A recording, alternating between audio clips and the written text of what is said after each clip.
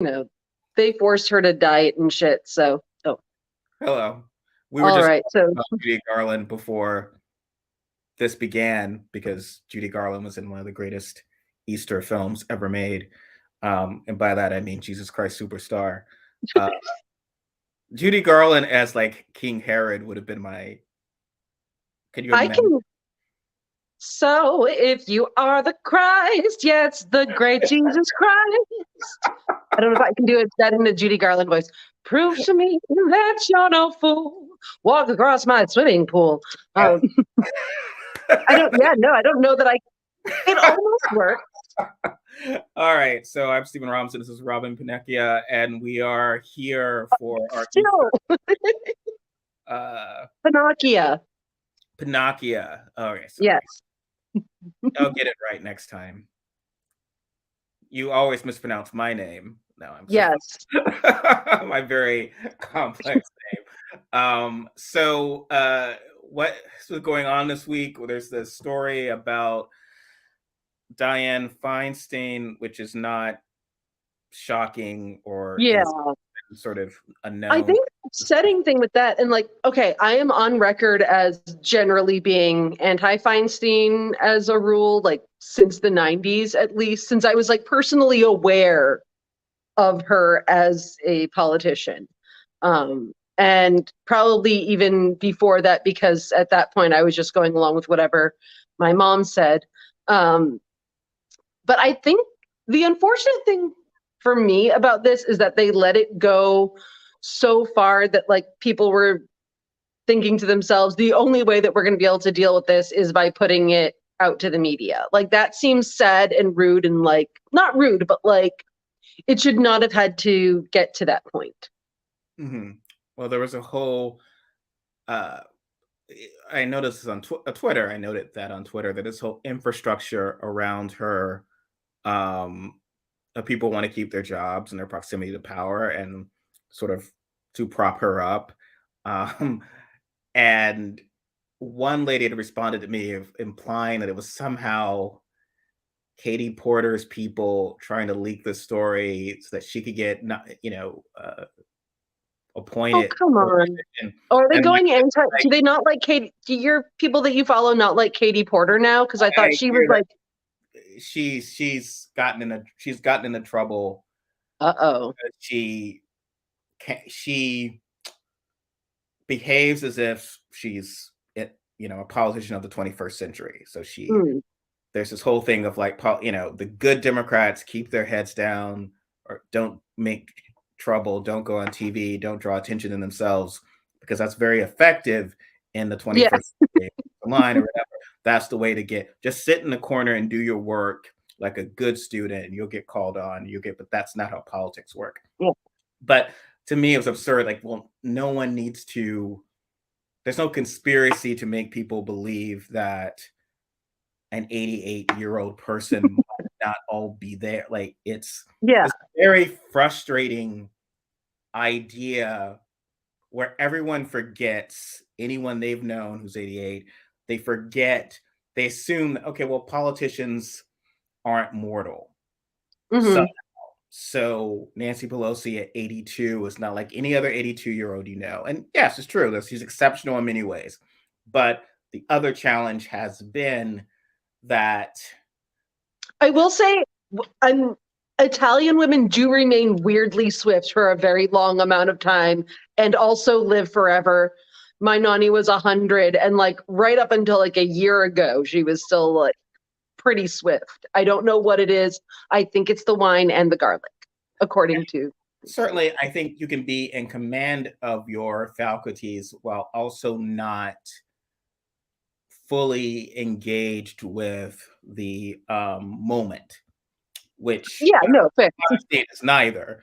But Pelosi's Hoyer, there's a whole gerontocracy Oh, in yeah. the Democratic Party that's fully not engaged. They still remember, and I'm, almost 50, late 40s, and I have that issue of where I think 10 years ago was no big deal, right? Like, it's like, oh, yeah, yeah, that happened yesterday. And it was like, no, it's 10 years Yeah. ago, half a fully grown 20-year-old's life.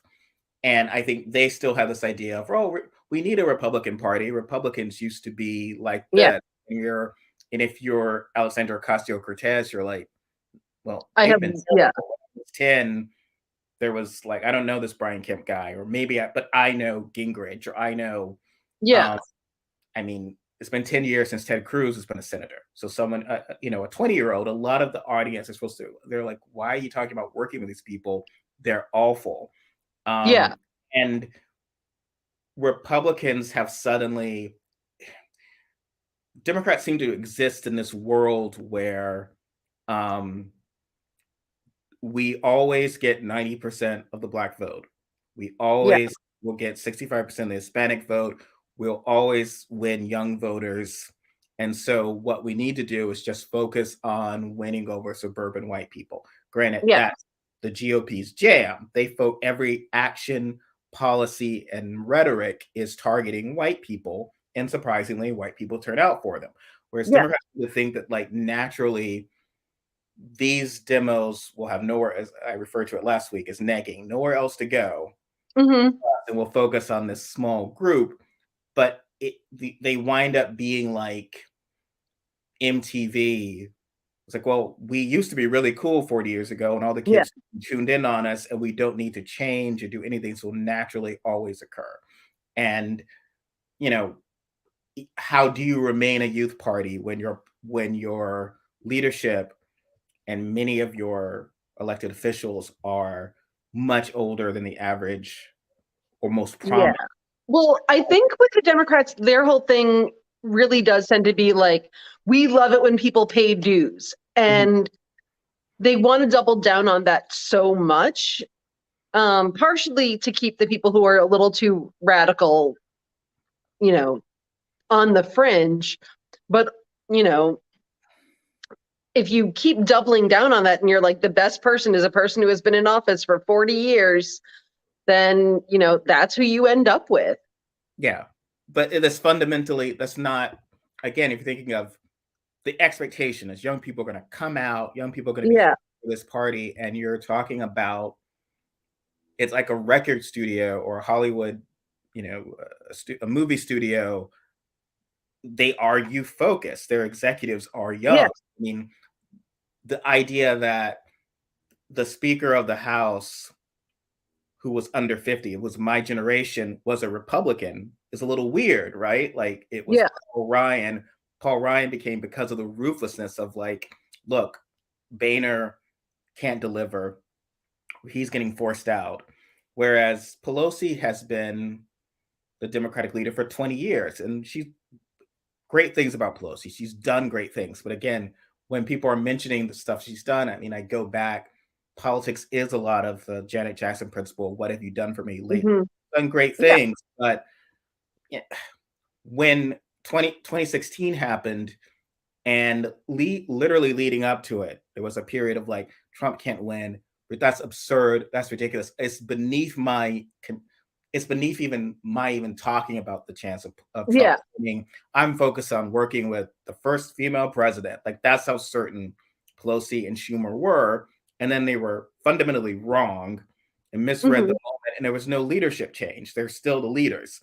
And they will be until they die is a weird, it is not particularly functional. It's not healthy. It's not how. Feels a little monarchistic, honestly. Like, Yes, it is.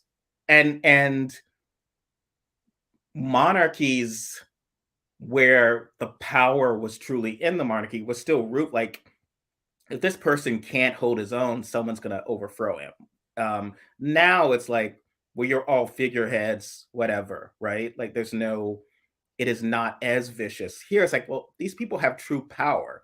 So I think this goes back to with Feinstein. It's like, well, look, it's not about what I have personally against her. It's just like Democrats are sending these Five Along Fire emails raising money from poor and desperate people about hmm. how democracy is at stake, and then they're fine with one of their soldiers, one of your 50 senators not being all there, or Yeah. not, frankly, frankly being useless for the Well, I battle. think like this is the thing, like there's this part of the party that is like, the Feinstein wing of the party where they're like, Republicans are basically great. They're not bad. And if we keep acting that way, then eventually they'll like fall in line and be okay again, I think. There's this fear that if they let like her go and some of the more conservative Democrats go, then it's going to be like crazy town because they're like, oh my God, she's representing California. Who are they going to come up with?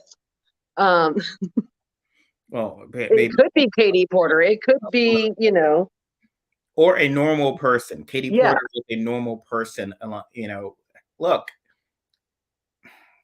to me, it's like casting a play, and people don't like hearing this, but it's like if your message of going out there is we're the party of the working class, and you've got Pelosi in front of her giant fridge yeah, and Feinstein of her $100 million fortune, and who has literally not been a normal person for a very long yeah. time. And That is I'm sorry, I hate to say this, but like I have felt very differently about Nancy Pelosi ever since the insider trading thing. Like I don't think that's okay. And I have remained not thinking that's okay. And I don't think it's actually a great look for Democrats to have had that as a scandal. Especially now, it's just like Republicans looped in right after Occupy Wall Street and have seized. Like you have Josh Hawley Yeah. using a lot of that rhetoric, and it's clear we're losing these types of voters. And whenever it is, and I've worked in corporate America, and usually and often it's a failing company where they recognize the changes that need to be done, but as long as it doesn't affect leadership. So it's just like, yes, we are a bit out of touch. We do come across as too elitist.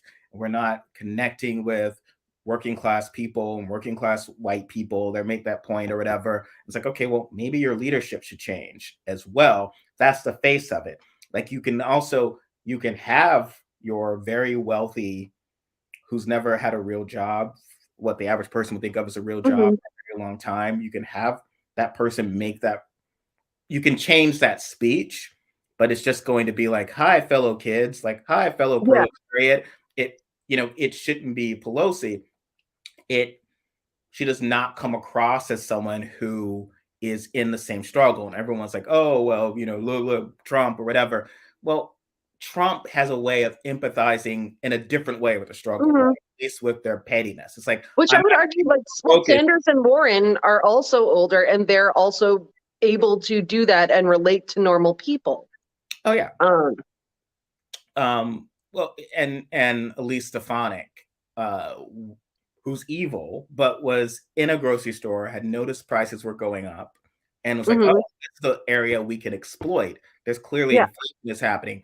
And what stood out to me, and I read that article, I mean, obviously, it's like, I wish they would document the fact that she's actively trying to sabotage the nation. But what stood out was like, she's still a normal person, like, because she's, maybe about 10 years into this or whatever, but enough so that she's still doing her own grocery shopping. She's still not doesn't belong to secret Senate clubs or House clubs or whatever. She's normal enough. I mean, people mock Lauren Boebert, but that's not, she presents as normal. Herschel Walker. Yeah. Well, I think with Democrats, there's this fear that like normal equals populist. And so they do want the went to an Ivy League school, and they don't want anyone who did not go to an Ivy League school. Like that is very, very important. It's like Ivy League school, generally well off. It's okay if they were, poor to begin with, but you don't want anyone who doesn't have a ton of money because they don't know how to relate to the donor class. Well, why can't they thread the needle either, right? So and I love certain story. I mean, yes, the first Black Supreme Court justice is wonderful. And it's great that she went to those Ivy League schools and she did that because she would have had to do that. Yeah. But when they give that rhetoric and Biden does that rhetoric, the trouble is it becomes okay, well, America is wonderful because this one Black lady made it.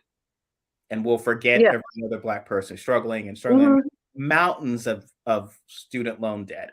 And something that whenever you mention relieving student loan debt, it is very convenient for certain Democrats, usually white dudes, to claim Yeah. it's only rich white people who will benefit. Which is like Not factually not true. predominantly black women. So the same Mhm. people who are like vote like black women, the whole thing, which is they just use black women as human shields. But they say this, and the people who would be the women who would benefit the most, black women would benefit the most from debt relief, but they don't even push that. They and they've allowed the talking point to be that it's just a giveaway to white kids who Yeah. got a arts history degree and it can't, as opposed to black women who are like, look, the only way I'm going to get this job is to go to these schools. And for every justice, Especially because, we like to ignore the fact that one of the ways that affirmative action works for white people is connections.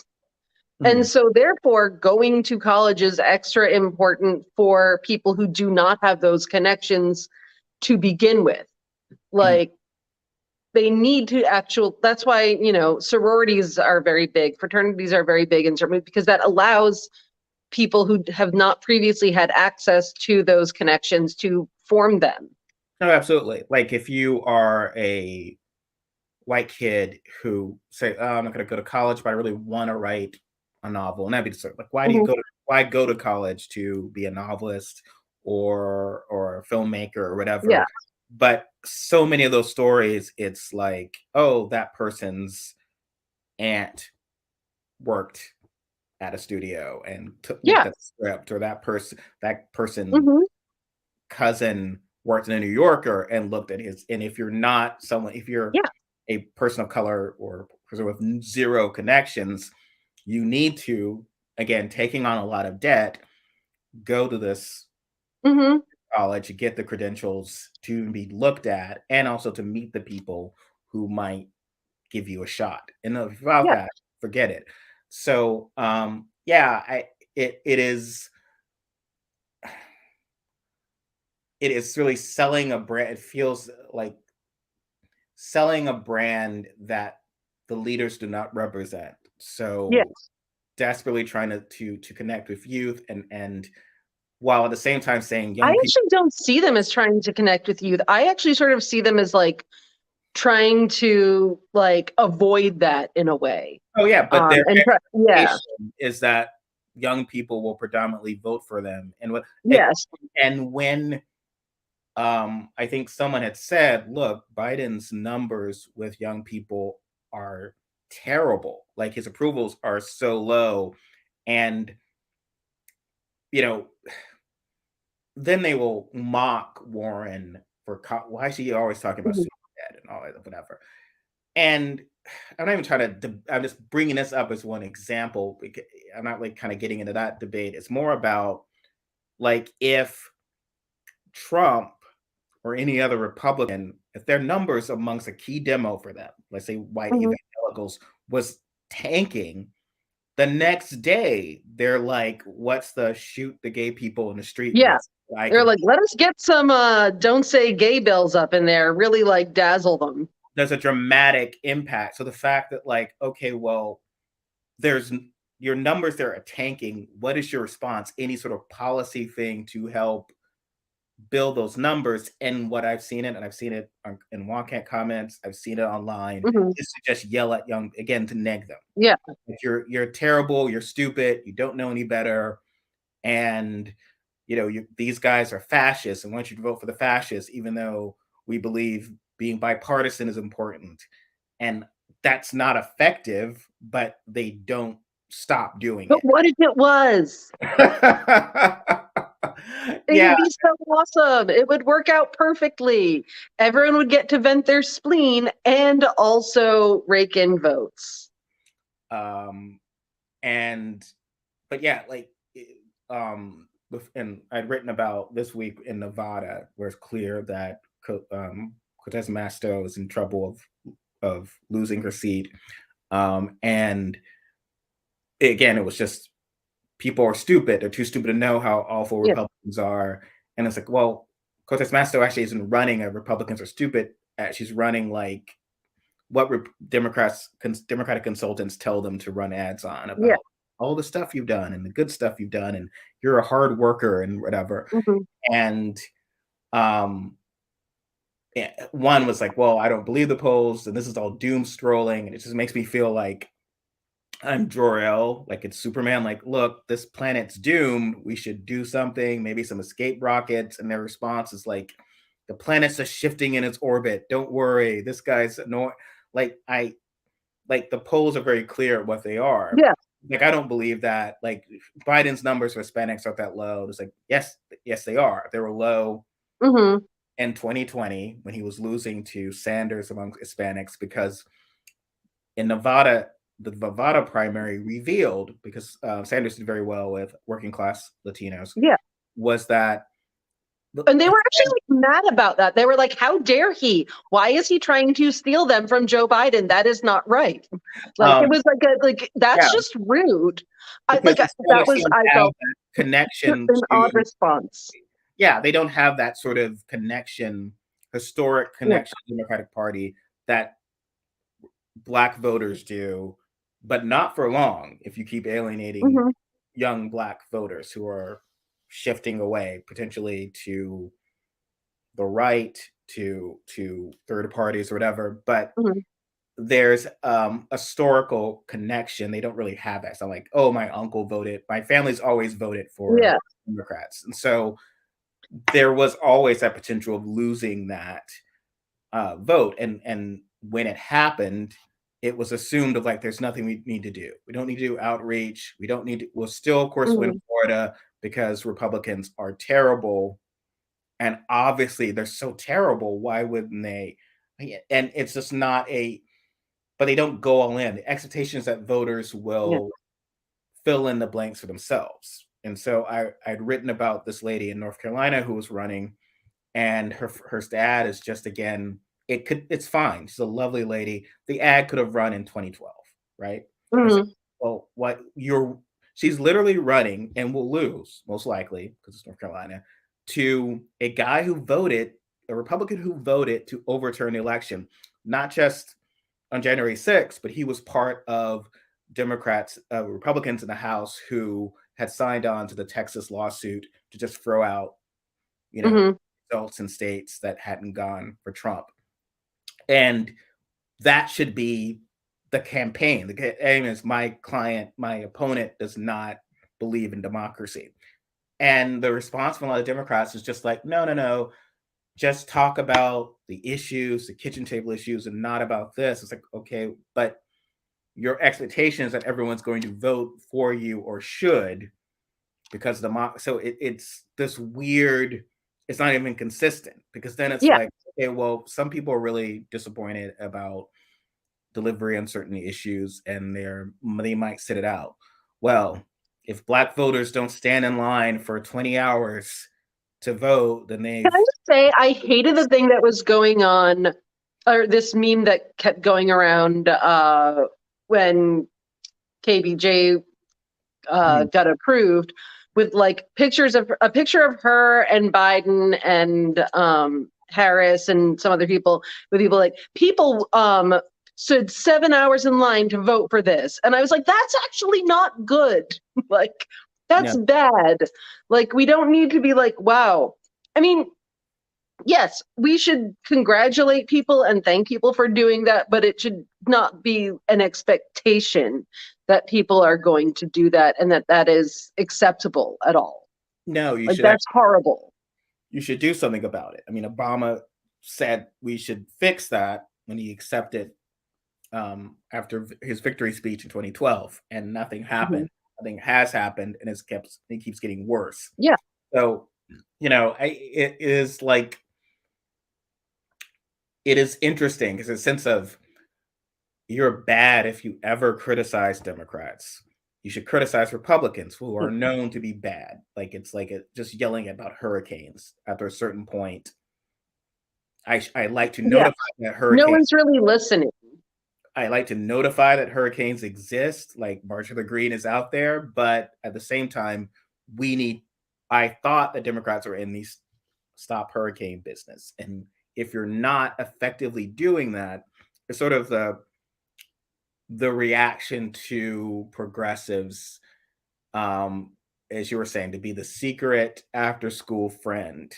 Yeah. We don't really want you and whatever, because the as long as I can remember, both in 2000 and 2016, it was like, okay, well, you idiots went and voted third party or you stayed home, and now the Republicans aren't going to thank you for that. Like if you voted for even the Democrat who you weren't crazy about, Mhm. well, obviously, you can't have a meeting with George W. Bush or with Trump, but you could have a meeting with Al Gore or Which, Hillary yeah, he Clinton. would not have accepted that. Like, You can advocate for them, and literally that's what happened. Alexandria Ocasio-Cortez and others said, "Yeah, we're going to run within the Democratic mhm. Party. We're going to try to, like any other group, like Third Way or whatever, change it as we wish." And the reaction to that was horrified. Yeah. And it's like, well, Well, that no, I had multiple people tell me, nope, we'd rather you go back to voting third party. Like, this would be better for us. yes, but And they're not consistent about that either. They're like, oh well, you're responsible for. It's one of my least favorite things when they try to blame whenever there's a new anti-abortion law. It's like yeah. they immediately blame any woman who didn't vote or who voted for Stein or something, just kind of petty. Um, yeah, it is. But I just don't see how that's effective. Like, I don't, like, if I were a person who voted for Stein, which I am not, um, I did vote for Clinton. Um, my personal reaction would be like, well, fuck you. Like, I don't see how that is No, it like is. as it's not appealing. It's not like, hey, we have somewhat similar values concerning certain things. I think that we should find better ways of working together. It's not that. It's this like, and you're hot garbage. Like, I just don't see how that is like No, it's a not thing that effective. works. It's like not effective canvassing, right? Like I would say, how are Yeah. you going? I see stuff online where it's like, well, People that's a are more great. mad about Susan Sarandon than they are about like almost any Republican. Oh yeah, I mean, and I get like you're up, like somehow Susan Sarandon had all this power, which did not. I'm Um, afraid to mention one of my favorite movies in the entire world, which is of Eastwick. It's a classic. You know, yes, Jesus. they will. Yeah, like Susan Sarandon somehow. I disagree with her point of view, but it's doesn't mean she is not literally responsible for She doesn't need Trump's to be winning. trending on Twitter every 5 minutes because, like, every time something bad happens. Like, I don't think that that's actually like winning. I don't know what it's accomplishing. Well, here's the thing, Robin. There are so Like, many jobs you and I might have had, and so many awards we could have won where yes. there were no competition.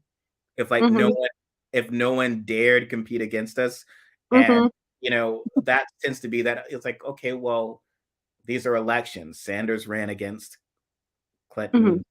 Um, you know, Sarandon said things like this exists, and if you can't run a campaign that can cope with that, Yeah. I don't know. Like, I just, Or actually, just like even answer those questions. Like, yes, I think that, you know, ultimately, like what Sarandon said was a thing that like a lot of people have thought. It is, in fact, like, you know, basic Marxism, really. Like that the only way people are going to pay attention is if stuff gets really bad. And I've heard that my entire life. So it's yes. not this crazy, crazy idea that like she just came up with. And it wasn't, oh, we should have Trump. It was hey, this is a fact of life and a thing that happens. Um, And and like, and why it's not address true, that? that the people who suffer in revolutions are obviously people who tend to be not Susan Sarandon, Yeah. but I've also said, which isn't countered, is that well, let's make concessions and compromises also has a storied history of affecting minorities. I mean, Yeah. generally, it wasn't the radicals, like the Suzeranos are the ones who would be like, F you, we're not going to do a 3/5 compromise or Missouri Yeah. compromise or whatever. They're the extreme abolitionists who are like, no way, screw it, let's have the war now. Whereas usually it is the centrists, right? Yeah. The reasonable ones who are like, okay, well, I don't like slavery, but certainly we need to keep our union together. Let's make this compromise and condemn people to slavery for another generation or two. Then we'll make this other compromise, and then we'll make this other compromise. And Yeah. inevitably what occurs is, so, you know, the centrist and the more extreme position, there's suffering. There's no suffer less option. Yeah. It's sort of like figuring out a better means, which is sort of confronting what is actually kind of occurring. But it's very interesting because someone, Nate Silver, and I disagreed with this, have basically said, disinformation has limited impact. I disagree with that. But Mhm. someone responded of like, well, obviously disinformation cost Hillary Clinton the election based solely on the fact that a lot of young Black people believe that she was racist. And my initial thing was, well, a little bit of that is sort of a causation and correlation thing. You're kind of saying this Yeah. one thing that's related is connected to this. Whereas, okay, Hillary Clinton did worse than Obama.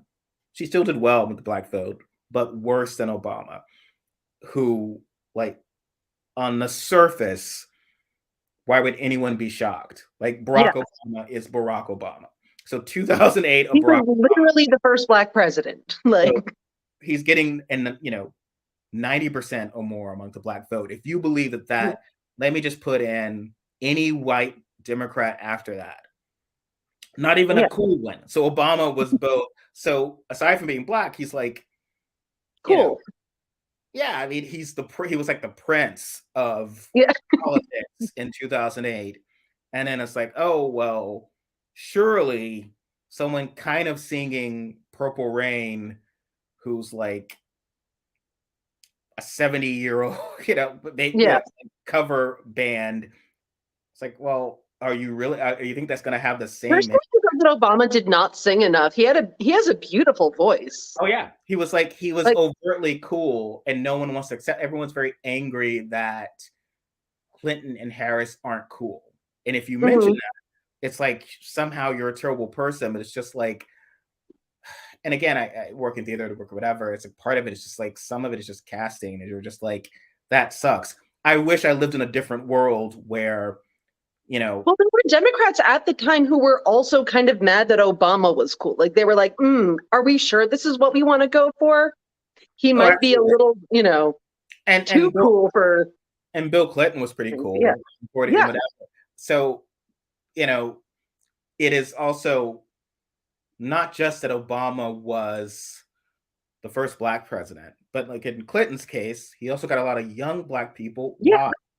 Because Clinton was cool and playing the saxophone on Arsenio Hall. And so I'm not necessarily sure it's like Vladimir Putin was the only one to point out that the 40-something Black guy is not the 70-something white woman who is talking about her 30 years of experience and is just not. I mean, I'm sorry, but like, it's like kind of like the idea that people refuse to accept the degree to which politics is a popularity contest. And that's kind of what it is. And of course, I thought she actually, to Clinton's credit, recovered tremendously, probably because she served in the Obama administration. After 2008, it was a lot of wounded feelings on the Black community about some of the stuff that came from the Clinton campaign about Obama. And yes, there was a super predator thing, and there was all this. And yes, it is tougher when one of the problems where you shouldn't, nominate or same with Biden or with others. The problem with someone with a long history is that they have a long history. Yes, and you've got to explain that. It's like photos of me and like Democrats should not have been the ones having to explain an Iraq war vote. Yeah. Like, Well, it's like me in like a '90s, like And overcut, people kept trying to be like, oh, it was This a time everyone loved the Iraq War. And I was like, I absolutely did not. I have documentation. Like, everyone had this weird haircut. Look, I'm sorry. Like, I know I have to explain. So have to explain that to young people is very difficult, and it's just not. They want to believe that you can lecture to young people and so mhm. hogs or whatever. You can say, oh well, this is how things were here. Like you didn't support gay marriage then because it was annoying and no one, you don't want to make that noise. And that was important. So yes, here's these clips of someone talking about traditional marriage, but you have to understand those times. It's like, okay, why don't we just run But there Planet? were all like We this is don't the have thing, like that baggage. there were people who were saying, who were like they were Oh not yeah, the absolutely. only people in the world at that time. Like there were people arguing for same-sex marriage for decades, like starting in the 90s. And, people were actively mad at, Obama and other people for, insisting on sticking to this like civil union sign. And it was supposed to be this whole thing where it was like, okay, they're saying this, but we know and they know and we know and they know that really they support it. Mhm. And that was I hated that. I hated that. Like, and I don't think it was good. No, I mean, it's just, I mean, but going back to again the Feinstein, I mean, it just to me is this whole Democrats have been stuck in this whole thing of what is the benefit of the gerontocracy? So someone was defending her, saying, and multiple people, both Lawrence O'Donnell, who I'm a big fan of, but someone else had written of like, look, actually, senators are just figureheads. Their staff does everything, which is wonderfully encouraging, right? Like these Hmm. people are actually pulling the levers behind this old, but it's like, But okay, like that, well, okay, that only makes sense if the person is freaking dazzling. Like, oh yeah, wow, this person is just amazing. They're not too swift, but they're dazzling, and people want to vote for them. Like well, that works. yes, Not that for like works. That's George W. Bush, Dianne Feinstein. and I was the one saying I'm fine if a George W. Bush model. Democrats always make fun of that. It was like Hmm. George W. Bush kind of kicked your ass a lot. Like he Yeah. ran 2 terms, he pushed the ball very far in right wing hackery. He did pretty well. So like, yeah, get me a George Clooney because it's the idea that like Yeah. anyone who is a celebrity or who's very popular is obviously a sociopath. I go, well, Hmm. Trump is a psychopath, No, and there's an innate distrust, I think, in the Democratic Party of people who are popular. Like, oh, if they're popular, then there's something wrong with them. It's this very like no, Gen X kind of thing where it's like, democracy is at what stake. people seem to like you. Is it What's wrong not with you?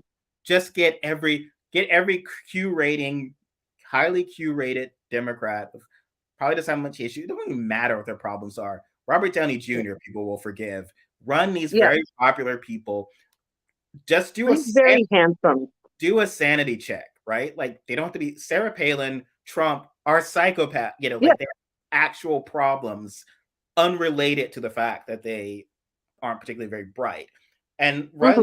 run those people and then get your wonks and your Buddha judges and all of your smart people to then run the show and let them let them be the king and the queen because then Hmm. we will because right what's important is to actually win elections right now Hmm. and but yes, Feinstein isn't necessarily dazzling. I mean, people mock, and I've done this, like Ted Cruz, a Twitter troll, but he's engaging with the public on Twitter, Hmm. voice. He has a podcast. He's on Fox News and Meet the Press. He's on all the talk shows advancing the agenda because Yeah. it's modern. He's a modern politician. He's a Gen Hmm. X modern 21st century politician. And so when all of your politicians, though, on our side are 1,000 years old, the position is to like, oh, always on camera, and oh, I don't Yeah. know what TikTok is because you're just. And I've done this. It's like, oh well, football. It's like you want to Yeah. like downplay what you're not good at, but Yeah. well, no, this is like that's actually very good. Like I know, I mean, all of your good Democrats, like Sharice Davids or uh, Hmm. Chantel Brown, like, well, she needs to actually be out there and That would be awesome. not Well, this just is the thing. I leading. think there's this basic belief that Democratic policies are unpopular, Mhm. and so they kind of just like seem to want to downplay things. Although ironically, like if you actually look at polls, they are very popular, like way more popular than any Republican policies at all for any reason. But it's this belief, like deeply ingrained belief, like that they're unpopular and they're going to repulse people. It's like, like people who are dorks in school, even if like they grow up to be like super awesome, always secretly think that everyone thinks that they are terrible and stupid and hideous. And it's this deep insecurity, which I have always believed comes from this like slightly pre third way feeling that the hippies what were like ruining Democrats, and that people wanted the Reagan Revolution and they wanted that, and like anything that seemed sort of liberal, like at the time for years, liberal was a dirty word. Like people, like Democrats would be like, "Oh, I'm not a liberal, at all. Like, no, do not care for that whole thing. I am not a hippie." And they pushed so hard to not be that, and pushed so hard against like the hippie thing. Like, oh no, let's be scared about Bill Clinton potentially having inhaled, that they sort of went this bizarre way where they're like, okay, well, if we just don't tell anyone what we're actually into, then they'll vote for us. Yeah, And I think part of the anger towards Bernie Sanders and subsequently Warren and other people was the fact that he came out and was like, "Hey, what's actually really great? These things that Democrats have supposedly been secretly supporting all these years while passing moderate, not so radical agendas." Like, yeah. I mean, and so much of, I mean, literally a Reagan Revolution, the Tea Party Revolution. I mean, the conservatives have adopted this language that yeah.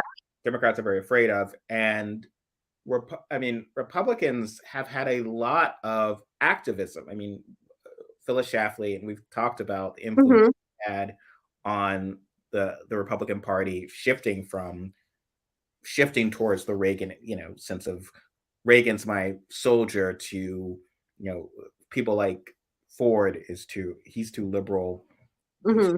moderate, he's too willing to accept things with Democrats. And so Yeah. a lot of activism has been within the Republican Party, and whereas Democrats was like, I've been embarrassed by the hippies, by the Black Hmm. Panthers, by Jesse Jackson, who's actually Yeah. an ideal politician in the sense of both have that sort of Yeah. populism is a dirty word, but he's very liberal. He was exciting, Hmm. engaged people in certain way. Like generally I speaking, voted for him. well, Like, I mean, Dukakis over yeah. the fact of you're gambling, you gambled on racism clearly prevailing, and so Yeah. Jackson would have no chance. But Dukakis, who he's gonna beat the other. It was, of course, the battle of the geeky white guys, and we Yeah. still lost in '88. It was like, oh wow, we lost or we won the geekiest white guy. So like you don't Yeah. get the presidency, but you get like this other crown of like the geekiest white guy who ran was Michael Dukakis. So, Yeah. but this They fear. should have run Olympia Dukakis, who is objectively way cooler. Yes, she was awesome. Again, and he should have been he could have been one Yeah. working for her or whatever. Like that's just get elected. Like Yeah. and Reagan, Democrats have been making have while Reagan's impact on the country has been so severe, all they talk about is like, oh, he was a celebrity or whatever. Mhm. Well, yes, it made him very good at the politics part while he kicked our asses in these other places. It's like maybe actually run popular candidates. I mean, the idea of Mondale, because I guess he was vice president, it was his turn. That's our shot at at Yeah. the And dragon. like I said, I think it's a be the change you want to see in the world thing where they do want to live in this world where, the bland, nerdy, not especially compelling person like wins over the, big popular jock person. And I get that. I understand why people find that appealing. I also don't think it actually is to a lot of people. And Now, you can't force it to be. well, yeah, it's just, and maybe I just look at this too simply, but it just seems of like the successful politicians we've had, Democratic, Obama, Bill Clinton. It's like there's a list of traits they have, Hmm. the traits that you should. Kennedy, even like I'm sorry. Kennedy. Oh yeah, and so Like, yeah, there's a list let's of. be real. Part of Kennedy's appeal was that people were like, I would like to bang him. Well, 1960, and I've used this example because Hmm. Biden won, and it was I consider Biden's victory predominantly because of COVID and some other issues. But Yeah. so in 1960, imagine if instead of Kennedy, the Democratic nominee was someone born in 1882. That Yeah. would be what if that was what Biden was in 2020. And I don't know if the 1882 Democrat beats Nixon. Uh, Yeah. the 1882 Democrat is probably more qualified because he's existed Yeah. longer than Kennedy. But I mean, also how much of it is possible your 1882 Democrat is totally a fighter and supports everything MLK is doing and all this sort of stuff, or he's someone from a completely different generation and Who is different. somewhat behind the times and has to like explain why, he wasn't super into the idea of women voting. And he's like, it was the time. Yes, but no one And we later. had to say that. We had to say we did not think that women were capable of voting because of their wandering wombs and that it would destroy the family. But now I can say, I'm totally all fine for with it. ladies voting. Please vote for me, ladies. Yeah. Yeah, I don't. Yes, I get. I just don't get the gerontocracy that Democrats have. I hate the whole idea of being ageist in general. I think that like we are way too much of an ageist culture and that it is gross. At the same time, there needs to be a deep bench and like, Yeah, you know, I'm like for a middle ground. Like yeah, something like mix it up a little bit. I'm not And Logan. don't just keep getting angry at young people who are running, like being like, I'm those not. dang whippersnappers keep thinking stuff is going to happen in Congress. Yeah, I mean, I'm not Logan Cool. Run. I'm not saying kill everyone Yeah, over 30 or yeah. but it it just also the Constitution to me what's true it's already ageist. So a 29-year-old Yeah. can't run for the Senate, but a 99-year-old could. And literally there are certain documented reasons why a 29-year-old like what To be fair, how many 99-year-olds were there at that time?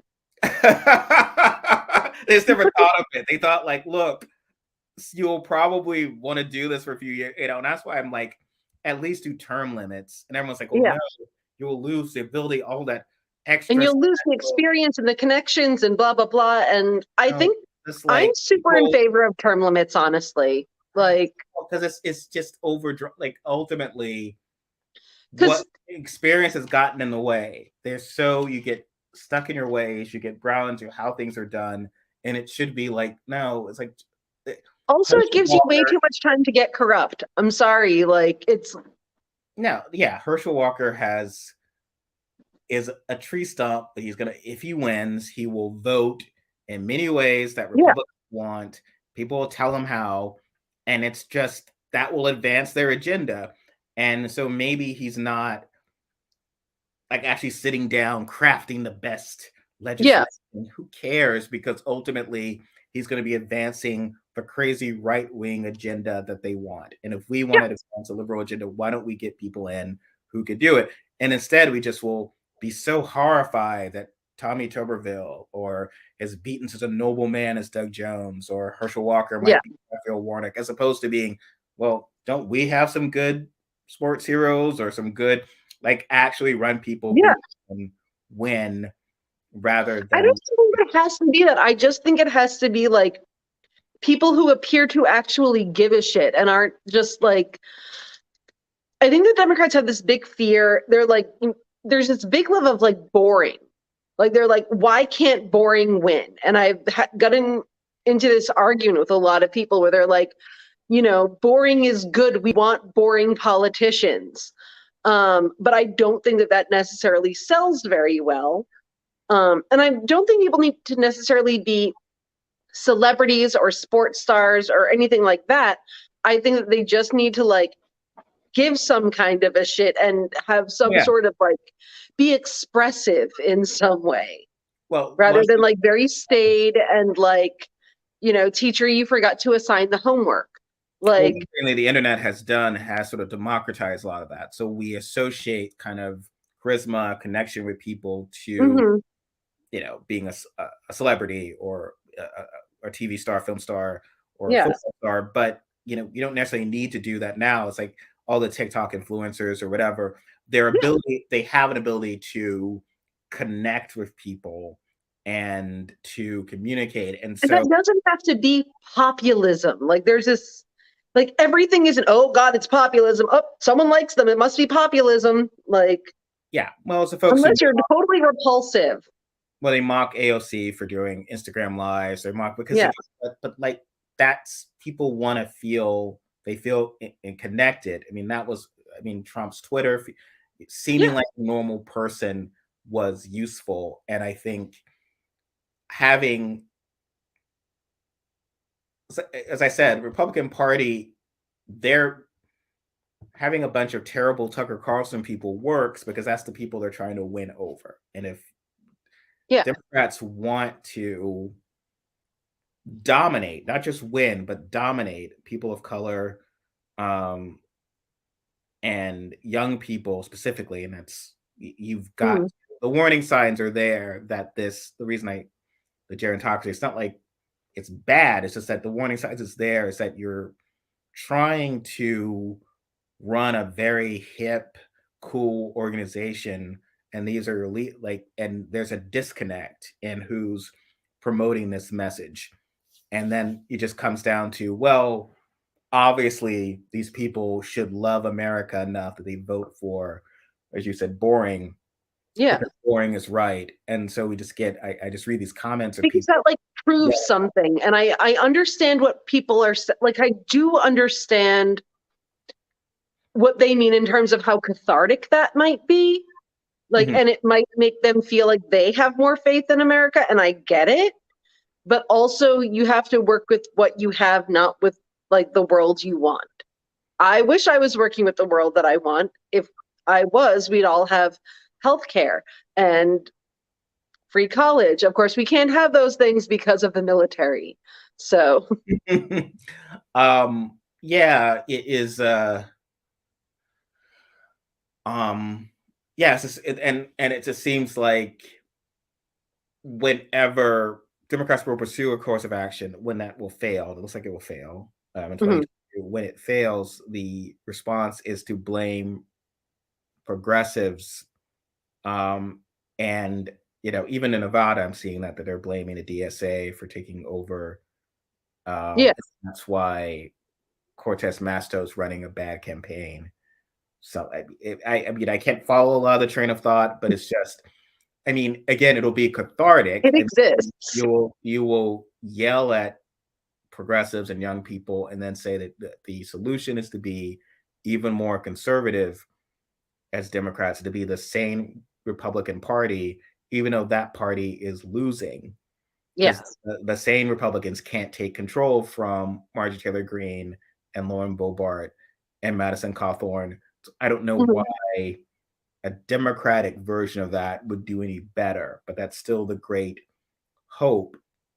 And frankly, it's like I don't even care about. I'm not saying that you need to be an AOC and a purple state or all of this. I'm just saying like be engaged, be normal people. Yeah. And that's But not like I don't see why they can't be their version of that. Like why can't they like support their things and also be charming? Like is it I mean, it's very focus grouped, right? Like how you yeah. communicate style, and it just comes across as very focus grouped. And I think it's not selling. Um, and that's unfortunate. I mean, I'm just sort of look, but Yeah. you've got to do something different.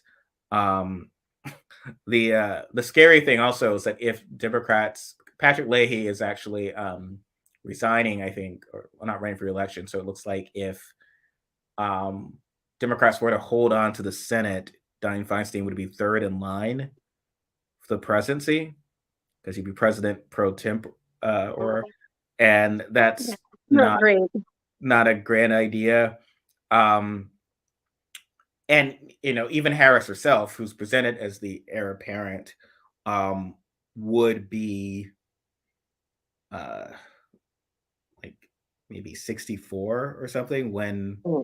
and 20 in 2028, which again is in the old days would be on the average side for the Republican candidate. Yeah. Democrats are usually much younger. And so it is like I think when I go back to that word of gerontocracy, I think it's so significant that even what we consider our youth candidates are actually older than you know. I mean, Yeah. Buttigieg would probably be in his mid 40s by 2028, something like this. So it's like, I don't know. I mean, the expectation is that Biden is running again in 2024 at 82, and no one is supposed to presume that that is not going to happen. That will absolutely Yeah. happen. What you? I hmm, What are your thoughts it's there? I don't know. I so am not sure that it is the best idea. I mean, I don't know. It's I nah. I'm Um, not sure that it's the best plan of action. If he had like here's the thing, he needs to like do a few more things. Like just to get them done, just to have things out there, even like the presumption at one point was that Harris was going to take over and run. But like she's not even putting herself out there like as much as AOC or anyone. Like she's not putting herself out there. And generally speaking, yes, the vice president is supposed to like sort of like step back and not be super visible. But in this case, it seems like that might have been a good idea because I do think that she had trouble sort of connecting with people during the primaries. Like some people she connected with really well. Like the K Hive people are super over the moon intense, and everyone else is like, I could give or take. And if she were just out there a little bit more, maybe people would, you know, move a little, like change a little bit on that. yeah,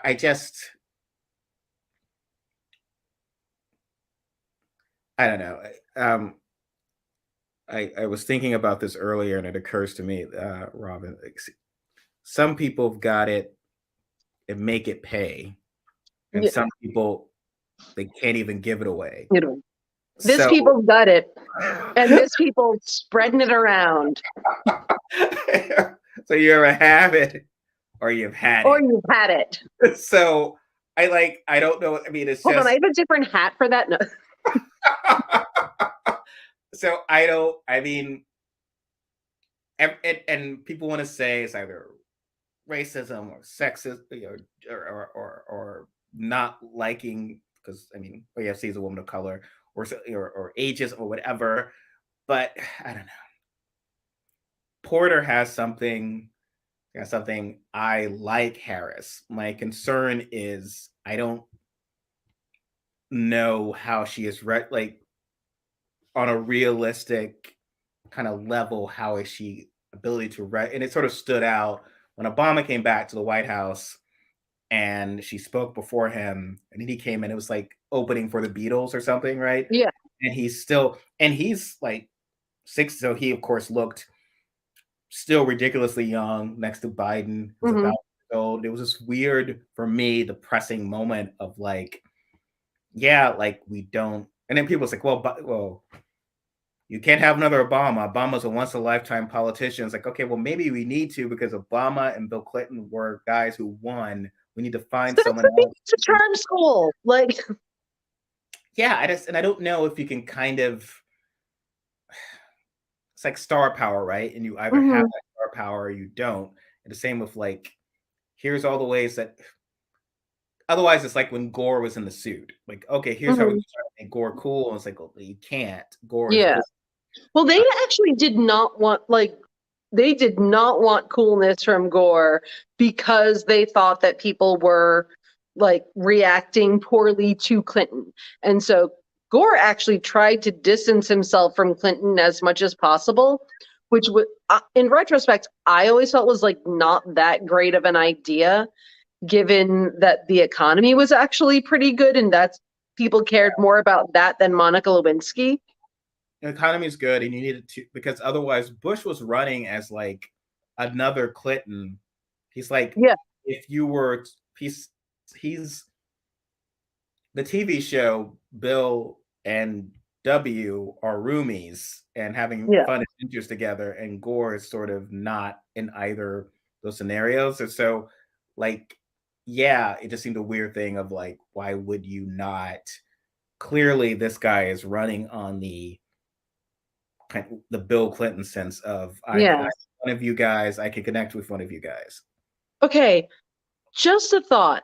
So I think like for some women, there has been this expectation that in order to be taken seriously, you have to be kind of staid and not necessarily, a particular, like you have to be sort of like, the hall monitor type. You have to be the Hermione Granger, Hillary Clinton type. And I feel like Kamala to some degree has sort of gone along with that, like that. And there's possibly part of the resentment towards a lot of the people like Katie Porter and AOC and that sort of thing is that they don't go along with that. With this idea that in order to be taken seriously as a female politician, you don't get to be Bill Clinton or Obama or even W. Like you have to be like very serious. And I wonder if there's like a certain amount of like, hey, why aren't you playing this particular game that doesn't necessarily need to be played anymore element happening to some degree? I don't Yeah, know. I would agree. I think it's a sense of I mean, and that was a chat. I mean, Clinton admitted she wasn't, the politician that Bill or Yeah. Obama were, and And I think for her that worked. I really do. I don't think it necessarily is a thing we want to keep repeating. Like it worked in some ways, mhm. but Yeah, just not. Mm, yeah. I mean, there's a lot I liked about Clinton, but I don't necessarily. I think when the people who responded poorly to her, I don't necessarily believe were all misogynist yeah, necessarily. no. Just certain things of like, and it still concerns me because I knew a friend of mine in Boston was a Sanders supporter, someone who a lot of Clinton supporters now would dismiss as a Bernie bra, is a sort of Yeah. and but my friend is like not. She's not this stereotype. And another friend of mine in Seattle is not this stereotype. These are Am like I the stereotype? Probably. um I would say only in the sense of you would fit better in that sense of like you're activists, you're of a certain Yeah. age. Whereas these are like middle-aged women who I think people would Yeah. assume where Hillary supporters Yeah. weren't, and they're, I mean, his friends was like, my friend is in Boston's hardcore union lady, and she's like, yeah, I just, I like Sanders because I don't think Hillary's Yeah. as liberal as I would like, and that was, I you know, mean, my mom was way more of a Bernie bro than I was. And she was, in her 70s. So and I don't know, you never know. one of my first contributions to Wonkette was I was making fun of something that Sanders had done because I make fun of people. And that's what I do. But I found it was dangerous that I feel like the Democratic Party was more willing to say, okay, we can't discount everyone who voted for Trump. We can't say that everyone who voted for Trump was Yeah. listen, a lot of these Trump voters were Obama voters, and our true swing voters are the ones Yeah. who voted for Clinton, then voted for Bush, then voted for Obama, and then voted Yeah. for. So that's how do we reach those people? Maybe they did feel the Democratic Party wasn't listening to them. What can we learn? And then at the same time, there was a sense of no, everything about the Sanders campaign was terrible. If Yeah. Sanders had fallen off a cliff in 2014, Clinton would still be president because, Yeah. and the world would be all better. Bernie Sanders is responsible for like literally everything bad. So when Yeah. both Kavanaugh and then Barrett and any abortion law, someone to bring up Bernie Sanders, as opposed to like what is happening that we can learn from and try to build as a party to Yeah. connect to folks better, because we are losing the working class. It's the working class white guys and white women first, but you're going to Yes. lose Black people. You're going to lose Hispanic. I think you're already losing it. So I think that we're starting to see is a Yeah. lot of hemorrhaging. And if it gets to be at Bush, W. Bush levels of Hispanic support that he starts to enjoy, it's terrible for us. So, I mean, we've talked about this a lot. I don't know how what it will take, other than perhaps some of these folks retiring, or I mean, Feinstein will die in office. So, um, I mean, it's so frustrating with that, because it's like, look, she's not the last Dixiecrat, right? Like she's not like, you know what I mean? Yeah. Like, not Tester or even Manchin, right? Like, okay, look, no one with a D next to her name is going to win in this state. She's actually more conservative. I think Republicans have tended to vote it for her in California, kind of with the jungle, because like when it's like essentially only two Democrats, it's like, okay, we'll vote for the one who's the more conservative over some crazy liberal, right? So it's not even we're getting as liberal as we could get from California. So I mean, her insistence on staying in power, or perhaps if it's elder abuse, people manipulating. Well, I mean, honestly, like if she is like in that situation, I feel like that should have been handled somehow way more under the radar than it was. Like mistakes clearly happened, I think. If like, they weren't able to get her to be like, maybe I'm just gonna retire after this one, before anyone had to go to the media. Like that is, I think, disappointing. I think that's a failure. What do you In think terms of like a preferable solution? What did you think would be a preferable alternative? I think if they had somehow figured out a way to convince her to step down voluntarily, with not, before the next election, just decide that she's not going to run again. And, I don't know, do whatever sort of behind the scenes finagling that they normally do in these situations. Yeah. To get it to happen without it becoming a thing in the media, which I think is bad. And she's not queen, right? It's not like with a history of where abdication is this terrible thing, because the queen's uncle had abdicated, it killed her father.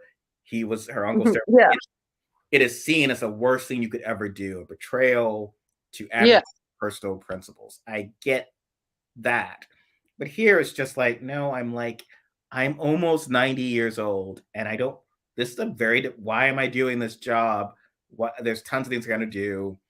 There should be it is Yeah. okay for there to be a new thing of leadership, a new bench, and then I just think they should have figured out some way to handle that shit in-house. yes, And but I think it's clearly, disappointing that they were not, like, I assumed that going to the media and being like, hey, this lady is not functioning is very much a last resort, because I don't think anyone wants to do that, I don't know. I think you know? they're kind of afraid. But if I can go there, why do you if you want to speculate, why is there the fear? Because it would seem like it's not like she's president. It's not like Biden. She doesn't have I new don't know if it's fear. I assume against that they probably, like, my assumption is they probably did go to her and say, like, hey, why don't you retire after this term? And because from what I have gleaned, it seems that she was like, no, I'm totally running again. It's happening. And that is why people ended up going to the media. But I do feel like it's unfortunate that it got to that point. There's maybe some like I think a lot bribes of some kind happening. Not like literal bribes, but like, hey, a lot you changed, can do this. right? Like, wasn't there a fear? So there was that Newsom wouldn't survive the recall, and then was like, oh Yeah. my God, we could lose the Senate because this woman could Yeah. collapse or something. And I think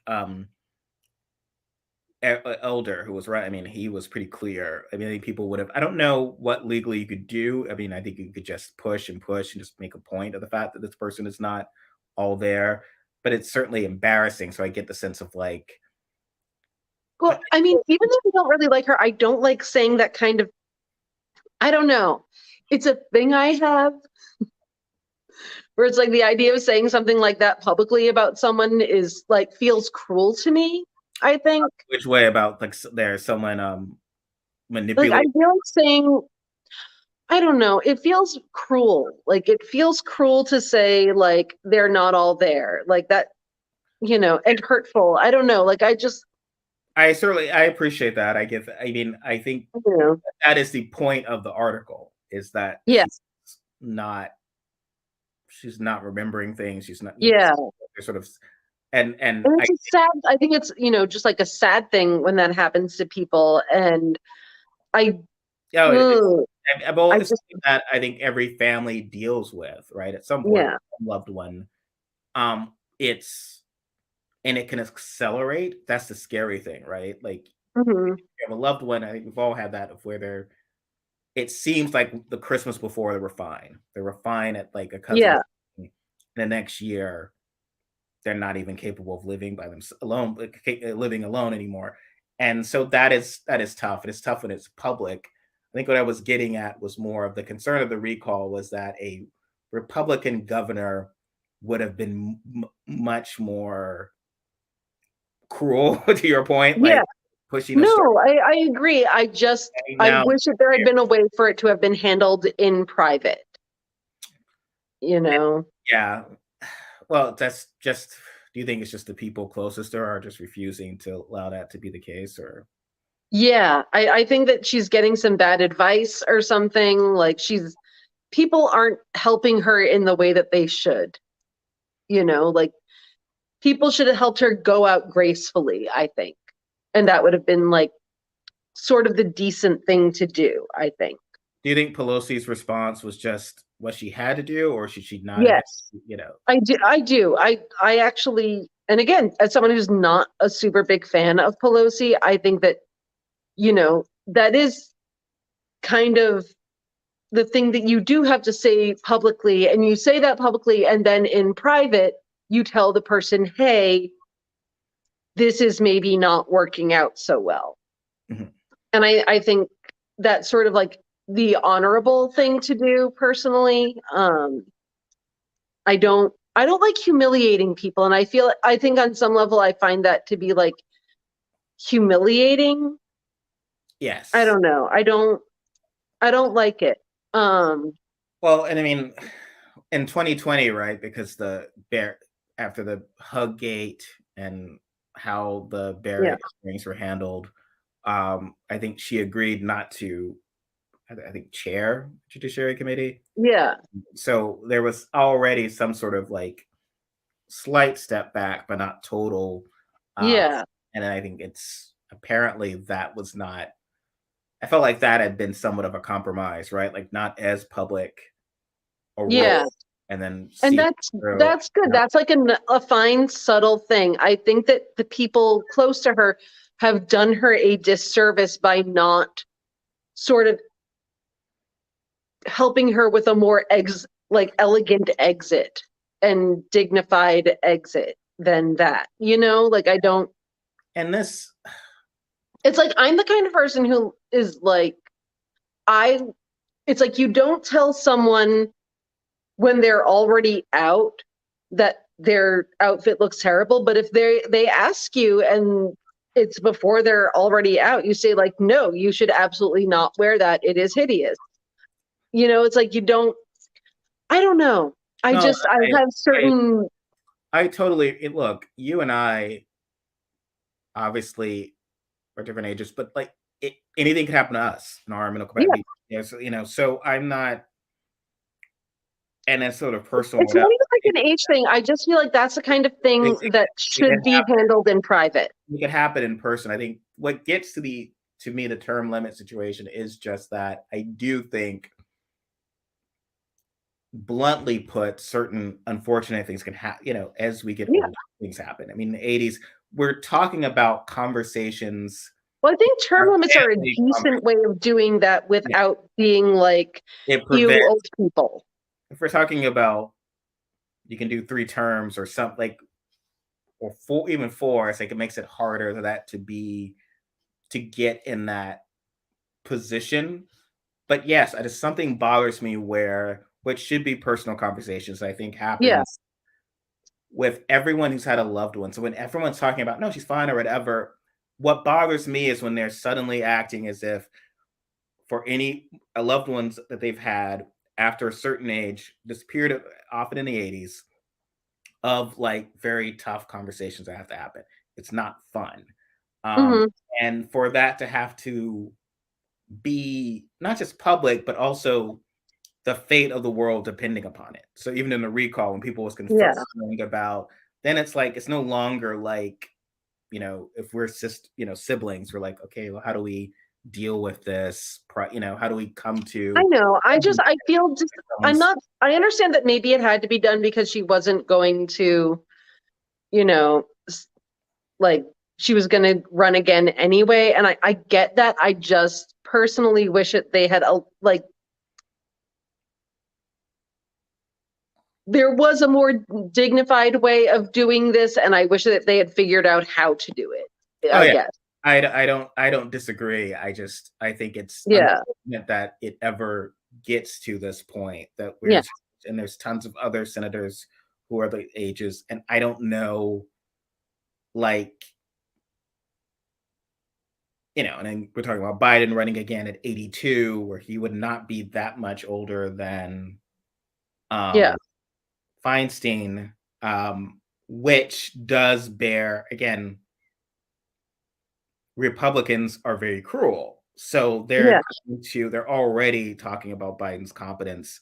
So Yeah. he's going to be running again at 72, where the idea is that he would still be president around the time that they're saying that someone else was having another prominent Democrat had been. And so these are things that can make people be like, okay, well, who's going to be running the president? Who's going to be Yeah. doing this? And it's like, well, I don't know how, especially as Democrats, we ever got in this sort of situation. Yeah. Um, but there we It's are. tough. However, I am going to stop you because I think that we need to have a little switch of subject because it is Easter to our favorite Easter musicals.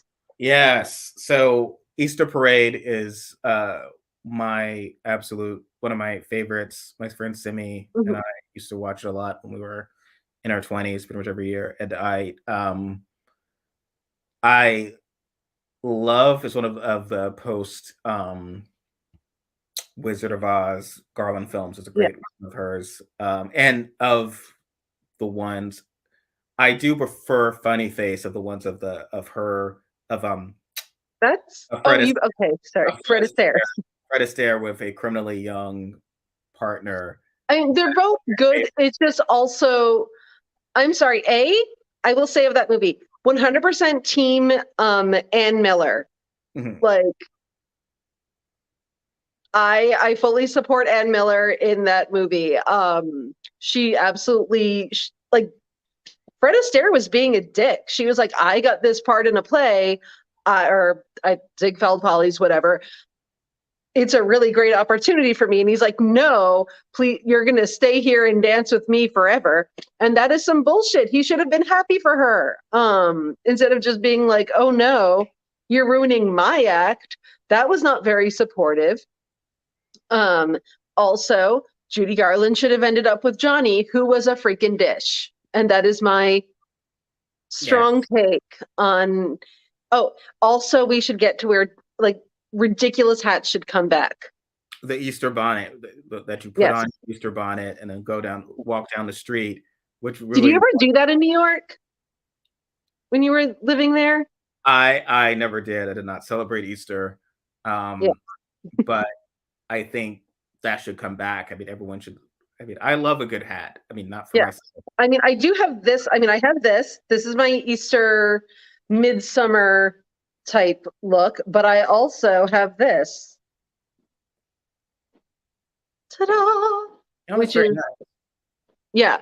I have many ridiculous hats because I mean, that's a very good Jesus Christ Superstar hat. This is sort of, we're filming on Good Friday, where it was not very good for him, but it was a nice. Which is like such a weird, like, what, Good Friday, really?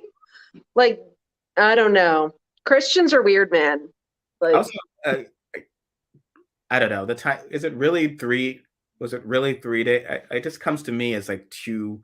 Isn't it 48 hours from now to Easter? Yeah, less than that. So depending on when he died, but the whole 3 days to me would be Monday. But yeah. Oh, you're right. Yeah. That was why I never really got into Christianity, because I just that math wasn't the logistics. The logistics. Well, he came back and he's like showed a couple people that he did it and then left. Jesus Christ Superstar was very controversial when I was growing up, especially in the Black church, because Judas was Black.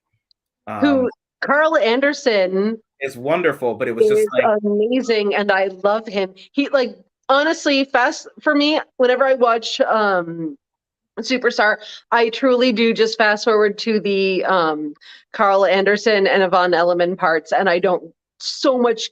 Well, and Herod, but that is the proper way to watch. I don't care about Jesus. I'm like, I really don't. I'm like, he does not, like, his songs are not that good. Like, yeah, he does. He's just sort of is everything that Judas is in, but anything he's in is solo. I like the temple, but that's about no. It's a Judas film and a Judas soundtrack. I am also Team Judas in this movie. Best singing voice, which for me is important. And I think he had a legitimate criticism of Jesus in, Yes, very similar to a lot of what we've been discussing here about, like, you're going to get us all killed with how you're acting. Judas also. And they'll hurt you when they think you've lied. I do think Hamilton takes the Superstar approach in a sense of it's Aaron Burr's story, but Hamilton is also interesting in himself.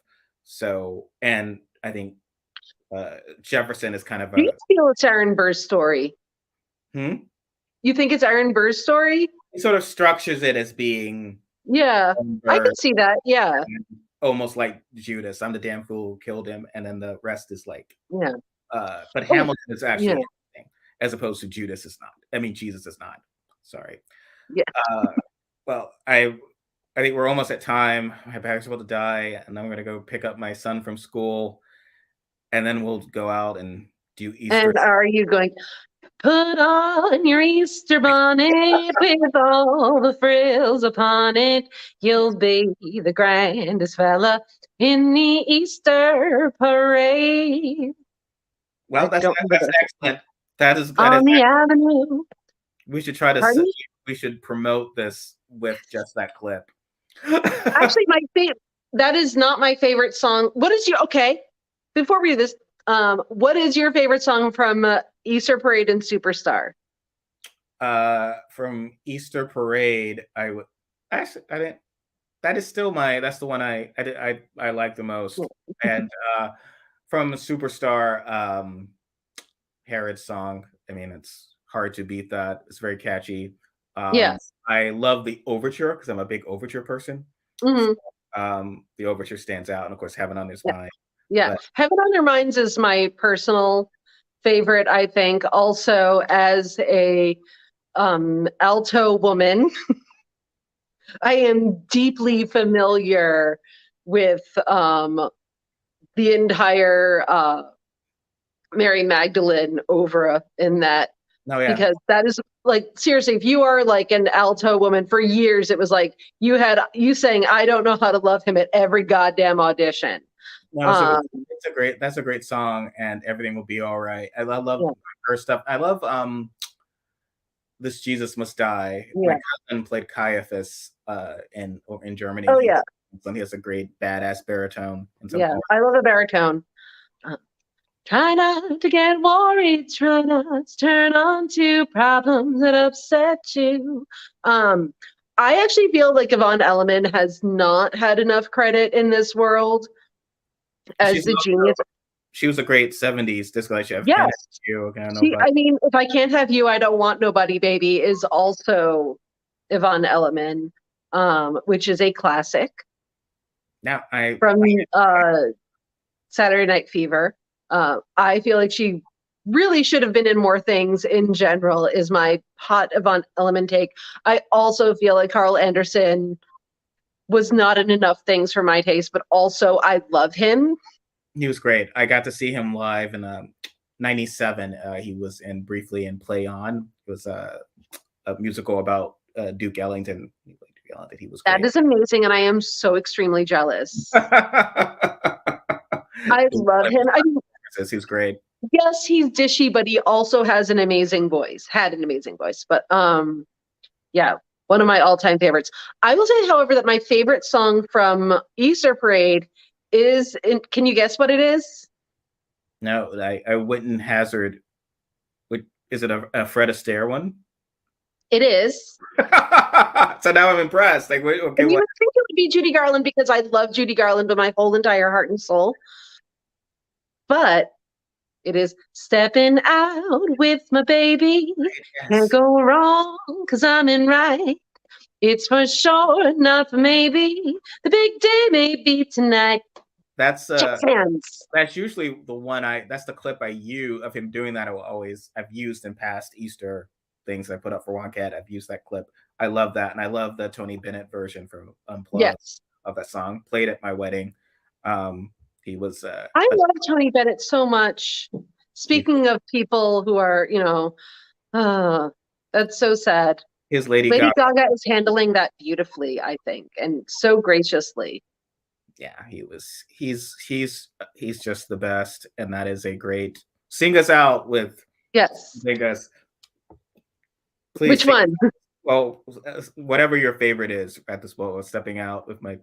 Okay, stepping out with my baby, can't go wrong, 'cause I'm in right. It's for sure, not for maybe. The big day may be tonight. There'll be smooth sailing, 'cause I'm trimming my sails. Something shine on my shoes and on my nails. Stepping out with my honey. That's all I can remember of the song right now. Okay. All right. I'm like, okay, are we like? Thank you, everyone. I don't know.